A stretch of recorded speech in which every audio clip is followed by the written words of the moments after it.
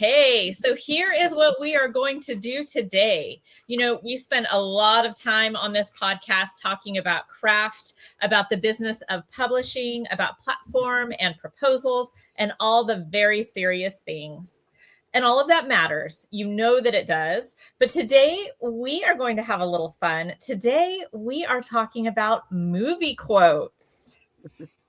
Oh, wow. This is going to be so exciting. So exciting. I think so too. So specifically, we are going to be talking about movie quotes that could have been written about publishing. Because here's what I've discovered. Sometimes a single line from a movie captures something about this industry better than any writing conference session I've ever attended. And I know that those are tall shoes to fill. So each of us chose some quotes and we're going to share them. We're going to laugh a little and hopefully you'll walk away with some real wisdom that's tucked in between all the fun. Sound good? I'm certainly here for it. I'm looking forward to it. Hey, and I'll say that narrowing those quotes down, that was really hard. Oh, yeah, totally. For me as well, for sure. Same. So since I'm hosting, I'm going to go first. And I want to open with a quote that I think speaks directly to every single person who has ever sent a query letter or sat down for a pitch appointment. And it's from Jerry Maguire. So Dorothy says to Jerry, "You had me at hello." That's perfect. Right? I can remember when I first saw this movie, that line was so perfectly just perfect for that scene in that movie. But here's how it relates to publishing. So agents and editors, we read a lot of submissions.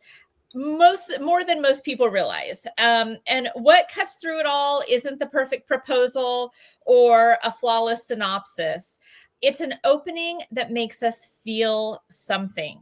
So that first line of your query letter, the first paragraph of your book, the very first sentence of your proposal, that is your hello, right? That is the start of it all. And that's what grips us as agents and even editors. And if you get it right, then you have won half the battle before we have even turned the page. And Jen, you know what's really encouraging about this? It's that it shifts a person doing a query or a proposal away from this idea of I followed every single rule. And it moves it towards what's more important, that they made us feel something. Like that's the question that someone submitting a query or working on a proposal would ask. It's not just, am I checking off the boxes? It's, am I writing something that makes the editor or agent, more specifically the agent, feel something? Exactly. That's so true. And it's so important. Okay. So my second quote, and I adore this one too, is from Toy Story, Buzz Lightyear. When he says to infinity and beyond. Oh my gosh, I love that. So here's what I love about Buzz. He says to infinity and beyond with such absolute conviction. He says it before he even knows what's actually possible. And I think that's what the best authors bring to the table. They write the book that scares them a little. They pitch an idea that feels bigger than what they've ever done before. And they don't ask, who am I to write this? They just go for it. As agents, we genuinely just love working with clients and with authors who have that vision that goes beyond what's already been done, because we want to join them in that mission, right? It gets us excited as well. And we then see the possibility right alongside of them. And so I love when writers can just stop aiming for what's adequate, right? They stop worrying about the status quo and they go to infinity and beyond. So Barb, do you have a quote? Yes, I do. Well, I would actually like to start with something. It's a movie. It's a very underrated source of wisdom. And a movie I loved with my kids, Finding Nemo. The quote that I have from Dory is just keep swimming. And I love this quote. It's probably for me one of the most honest things that anybody has ever said about the writing life. Like I have literally said this to myself as a writer because no one tells you when you first start writing, there are going to be so many days when you are not going to feel like a writer, so many days when you are not going to feel like writing because you feel stuck. You feel like you have nothing worth saying. And here's what I've learned. The only difference, the only thing that separates people from those who finish books to those who don't is they just kept swimming. They just kept showing up. They just kept going when they didn't feel like doing it. And that is something that I just keep swimming. I feel that. Feel it. And that applies to the whole journey, not just the writing, right? So you send a proposal and then you wait. You get a pass and then you revise. You keep swimming through all of it. Totally. And my second quote, I think it is complimentary to just keep swimming because this is from Field of Dreams. Kevin Costner made me want to play baseball, even though I was a girl and I played softball. But similar to Dory, Kevin Costner, that line, if you build it, they will come. And that feel, if you build it, they will come. What do you think? There's so much truth to that. That speaks a lot to the idea of platform, honestly. Absolutely. Like we've talked about platform on the podcast. And if you're listening, like we get that platform can feel overwhelming, especially for those of you who are at the beginning. So we're glad you're here. This is what we want you to dial into. You don't have to have a big audience when you begin.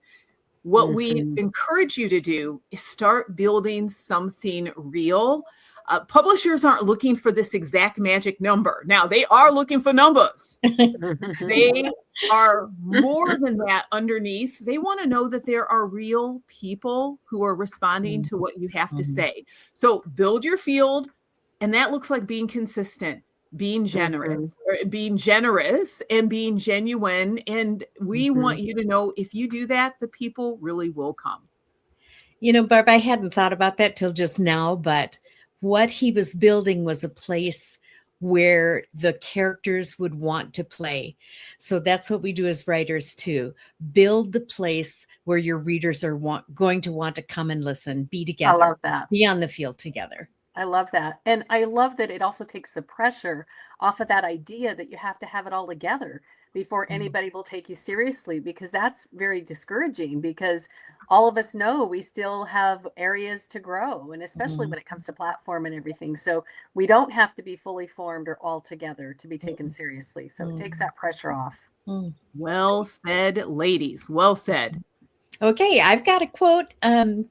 My first is from a Broadway play that was also a film and was probably also performed in every middle school and high school and college across the country, perhaps the world. And that's a quote from Annie, probably the most famous quote from Annie, which was, "The sun'll come out tomorrow." Cynthia, do you want to sing that for us? Of course I do. The sun'll come out tomorrow. However, let's get serious here, because it really does speak a lot to rejection. And rejection is one of those words like platform that it makes every writer go, ugh. It's so much a part of every single writer's life. And keep in mind too, we're talking as both authors and agents here, that the agent feels the rejection with the author too. So there's a lot of rejection going around. We've all experienced it, and it is genuinely hard. There's no way to get around that. It doesn't matter how many times it happens, a pass is still going to sting. And the interesting thing about Annie was in the film or in the play, she said that too with such confidence that she could not get mired in the misery of today. She knew the sun was going to rise again the next day. And that's biblically too and historically accurate, that the sun is going to rise again. There will be more tasks. There will be more rejections. Yeah. The sun is going to come out tomorrow and shine on yet another rejection. That is also possible. Excuse me. But as we think about that, we realize that if we refuse to let a no be the final word for us and stop us in our tracks, you can see the themes that are weaving through some of these quotes. That's what's going to, if we allow it to stop us in our tracks, that can kill a career right there. If our emotional health can't bear the rejection, and we get up and keep moving again and wait for that sun to come out again tomorrow, that's what's going to separate those of us who build long careers from the authors who walk away after their first hard session. The same can be true, honestly, the same can be true in family life as well. We are doing it all the time in family life. Sometimes we're waiting a very long time to see the rewards of our faithfulness, but faithfulness is the answer to rejection, not despair. Oh, that's good, Cynthia. And I love how you explained it about choosing to wake up the next day and go on, but not like from the standpoint of toxic positivity where we ignore doesn't matter. that it doesn't matter. Yeah. Like Yeah. it hurts. And if you are listening and you have faced rejection, like we hold space for that. But what you really made such a great case for with that quote is to get up and get back in there. Love it. Yeah. Well, thank you. I have another quote too. This one is, the second quote is from Forrest Gump, which I don't know how many times I've watched that movie. And it's a favorite of writers for a million reasons. Life is like a box of chocolates. You never know what you're going to get. Now, a lot of authors turn to that as life is like a box of chocolates, so let's have chocolate with every writing session. That's one of the ways that you can look at it. But another way to look at it is that we can do everything right. We can write a great book. We can work with a terrific agent. We can get it to the right publisher at the right time. And the market still can do something completely unexpected. And all of a sudden, the book we thought was going to be modest becomes our biggest title, or conversely, it can be the other way around too, that something happens even in current events that makes your book no longer relevant. You just got it to the right spot. There are so many, both the highs and the lows of this that can be in that you eat the box of chocolates, even though you don't know what you're going to get. You're hoping for caramel. And sometimes that happens. Publishing really does reward authors who stay flexible, who keep showing up, who don't put all their emotional investment into one chocolate basket. Oh, I love that. One chocolate basket. I am going to maybe put that on a Post-it note on my desk somewhere to see. I love that. Debbie, okay, you are closing us out. What did you bring?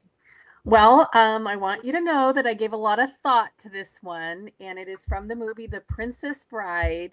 And the quote is, "My name is Inigo Montoya. You killed my father. Prepare to die." Debbie, I need you to explain yourself immediately. Okay, well, hear me out. What does Inigo Montoya have? He has complete clarity. He knows who he is. He knows what he's after. He knows exactly what he's going to say. And he says it the same way every single time. So authors need that.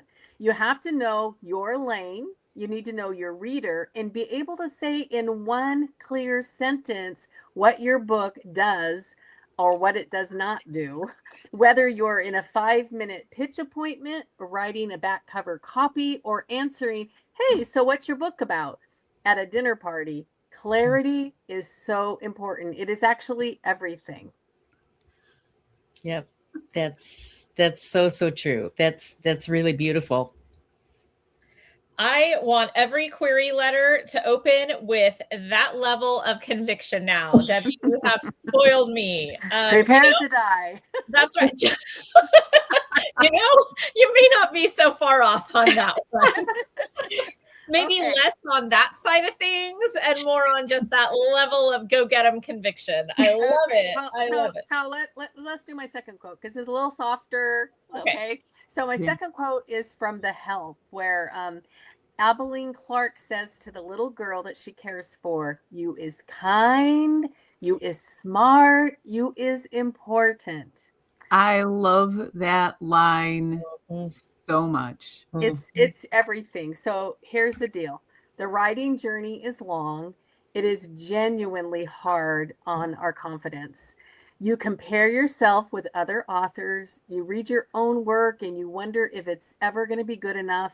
You get feedback that often stings, and somewhere in the middle of all of that, you need someone in your corner reminding you that your story does indeed matter and that you matter. A writing group, an agent, a mentor, your spouse. Sometimes you have to even be saying this to yourself. I mean, a lot of times we have to learn how to talk to ourselves because our words towards ourselves as writers need to be kind. Your ideas are smart. Your voice is important. Write anyway. So true. And I think as agents, that's part of the message that we're trying to convey to, even when we have to say the hard things. This is the sense that we want to offer as well. Yes. That's great. This has been fun. Yeah.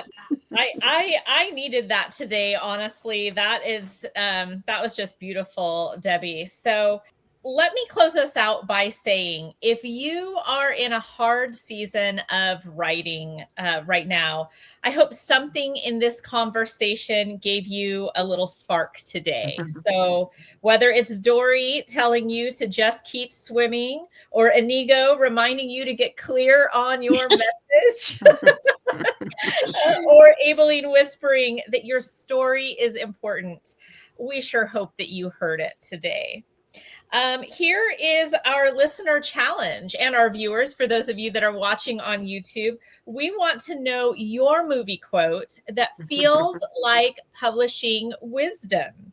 Tag us on Instagram. We're at Books and Such, and share your quote. We would genuinely love to see what you come up with. And a huge thank you to Barb, Cynthia, and Debbie for such a wonderful and really fun conversation today. And thank you to all of you for joining us on the Books and Such podcast. You can find our full episode archive at booksandsuch.com/podcast, and new episodes drop the first Wednesday of every month. Until next time, keep writing, keep swimming, and to infinity and beyond. Yeah. Yes.